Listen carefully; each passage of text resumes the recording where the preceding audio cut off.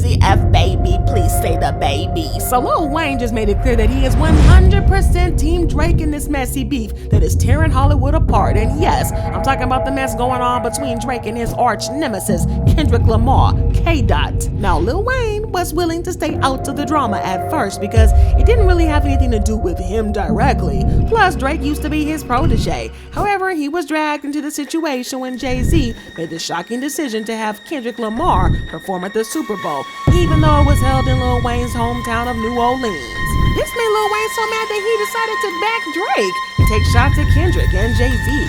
We thought the drama was going to end after the Super Bowl, but it looks like it is not going to be happening anytime soon, because not only did Lil Wayne just clown Kendrick's performance and dubbed it the worst halftime performance ever, but he just announced a diss track against Kendrick. Ooh, you don't want to do that, but it looks like he's about to go all the way there with Kendrick. So let's break it down. Now let's get something straight away. A lot of people seem to think that Lil Wayne is doing this because he cares so much about Drake, and he's offended that Kendrick has been dissing Drake for such a long time.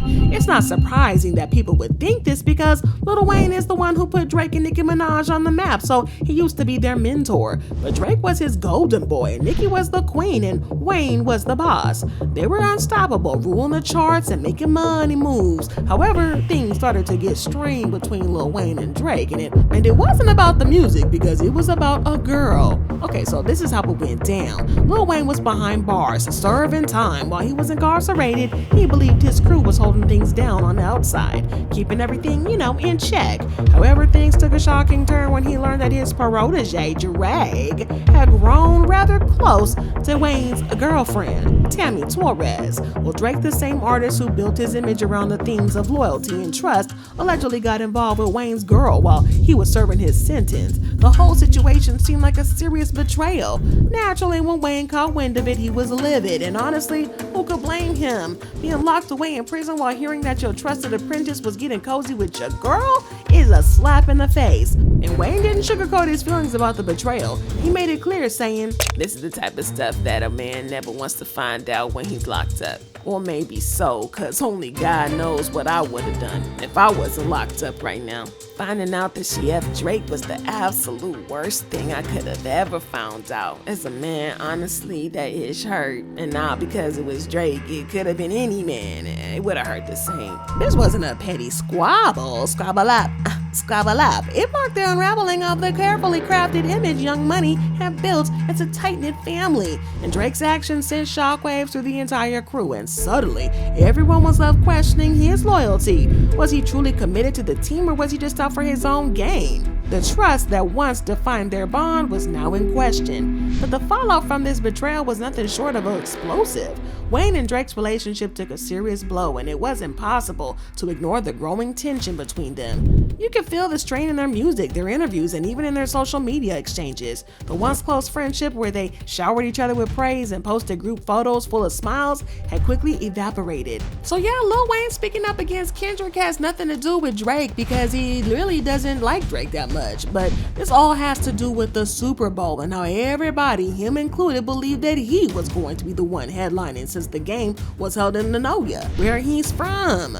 We all assumed that he had it in the bag until the NFL said, psych, and announced Kendrick as the headliner. When it was all revealed that Kendrick Lamar would be headlining the event, Wayne didn't hold back. He took to social media to express how deeply the snub had hurt him. It was clear that he felt overlooked and disrespected, especially given his own legacy in the game. Wayne's response wasn't subtle. He made sure his followers knew just how much the decision stung. First of all, I want to say forgive me for the delay. The delay. I want to say I had to get strength. I had to get strength enough to do this without breaking. I must say thank you. I must say thank you to every voice, every opinion, all the care, all the love, and the support out there. Your words turned into arms and held me up when I try to fall back.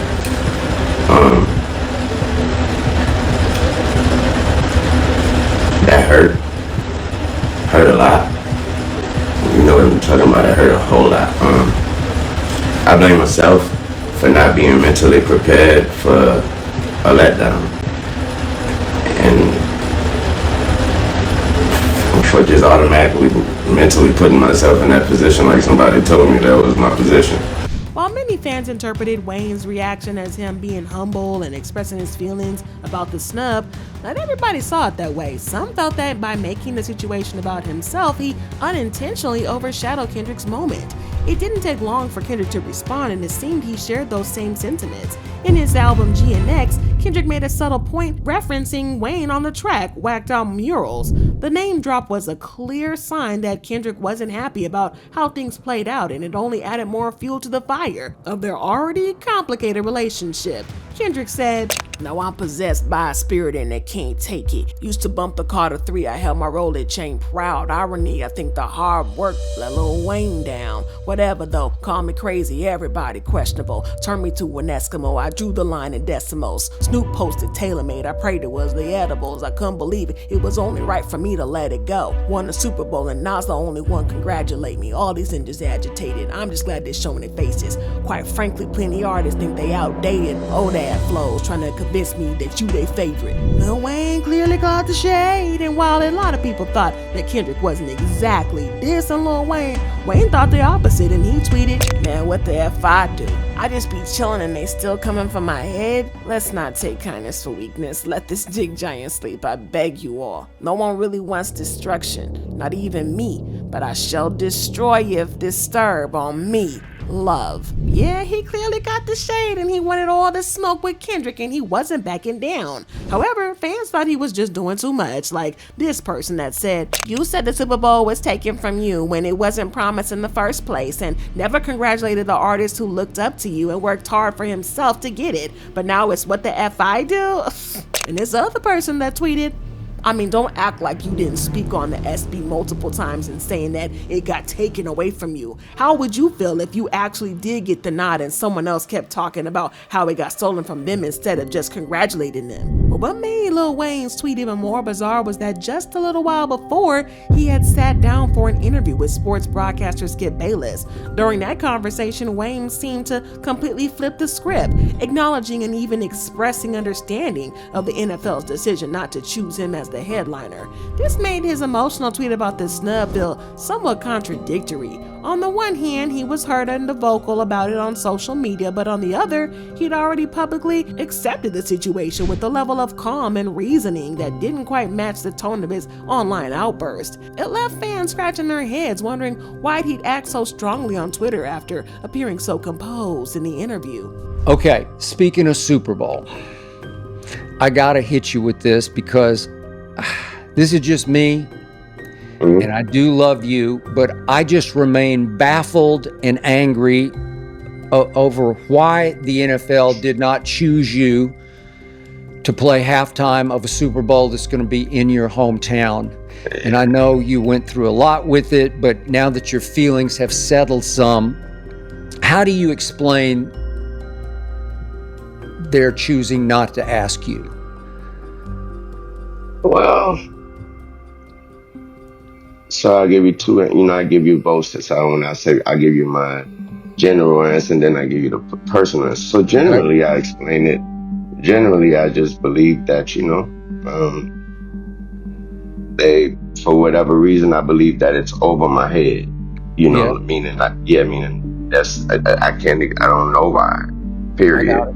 But that's not all, because Wayne also seemed to understand why Kendrick name-dropped him in G&X. Instead of reacting defensively, he took a more mature approach, acknowledging the reasons behind Kendrick's decision. But what really caught fans off guard was when Wayne revealed that he had actually spoken to Kendrick before the performance and wished him well. Now, this revelation seemed to contradict the tension that had been building between the two. It made many wonder if Wayne's public frustration was more about the timing and the public perception of the snub than any real personal animosity. Kendrick Lamar, what his lyrics were about you. What can you explain? That was my first time hearing it, but I think he just, I think he's a fan, like I'm a fan of his music. Sure. He's a fan. Yeah, I think he's definitely a fan of yours. Yeah. Yeah, so I think he just mean by. He saw what everybody else, he saw how much it meant to me. And I think that's all he mean. Is that, I don't think it, and when we speak, and obviously you can't control that. So it looked like both men had settled whatever was going on between them back in 2024. And we thought that the beef was going to end in 2024. I mean, insiders claim that the NFL even apologized to Lil Wayne for the snub. And a source saying the NFL immediately sent Wayne a letter of apology, Bayless revealed. From nobody in particular, just from the league of an NFL letterhead. A letter that thanked him for his years of supporting the league, not just the Packers, his favorite team, but supporting and promoting the NFL in general, which he has. I mean, he makes weekly appearances on the NFL Sunday pregame show, NFL Game Day morning on the NFL Network, but he will not play a Sunday's halftime show, and he definitely will not watch a second of the Sunday's halftime show. He will watch the game, but not the halftime show, not 1 second. An anonymous NFL employee confirmed this, saying, "A mistake was made, and we regret the choice that was made. Lil Wayne should have been the first option, as he is from New Orleans, and we know that there was a clear motivation for him to his side to do a unique show in his town."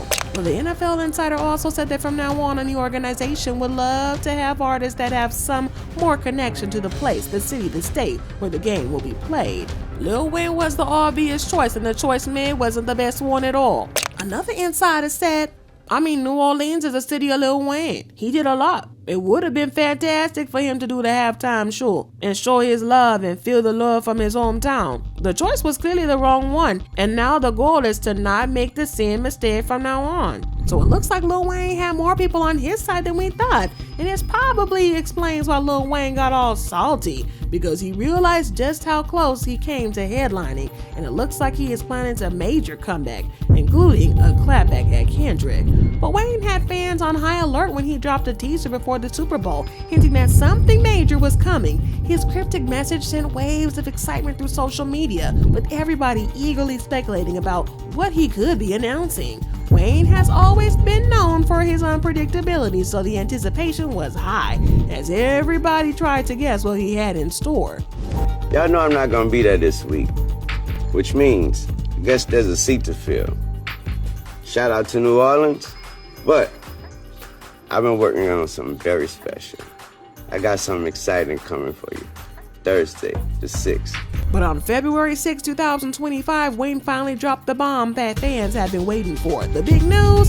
He's been working on a new album set to drop June 6, 2025. Naturally, his loyal followers were over the moon, excited to hear that Weezy was gearing up to make his grand return to the game.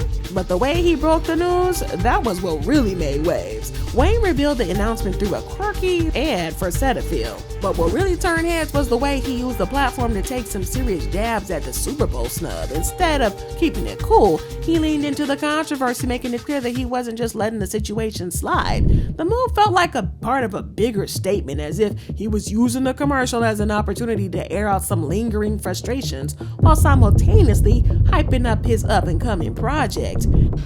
Wayne, it's a different direction this time. But we have another focus. Yo, pass me the Cetaphil. Let's go. Hey, we still going? Nah, this is time sensitive. Let's get it. Now, even though Lil Wayne seems to be taking the high road for now, many fans are convinced that he's got something lined up for Kendrick in his upcoming album. Rumor is that a few months ago, Wayne was in the studio recording a response to Kendrick's GNX, and it's got the streets talking. And fans are eagerly waiting to see if Weezy will address the tension directly. But to add more fuel to the fire, Joe Budden revealed that after GNX dropped, Wayne actually reached out to Kendrick trying to clear the air. But apparently, Kendrick never answered Wayne's call. According to Budden, that's when Wayne decided to step into the booth to lay down a response, and if these rumors are true, we might be in for some serious heat when the album drops, and it's clear that the animosity between the two is not over. Yeah, Mr. Peekaboo might want to keep an eye out, because we all know that Lil Wayne doesn't play when it comes to these diss tracks, and Kendrick might just have met his match. Well, Weezy F baby, please say the baby. But I gotta know what y'all feel about this smash. Drop your thoughts in comments below. Tell me what you felt about the Super Bowl halftime, and then check out this next video.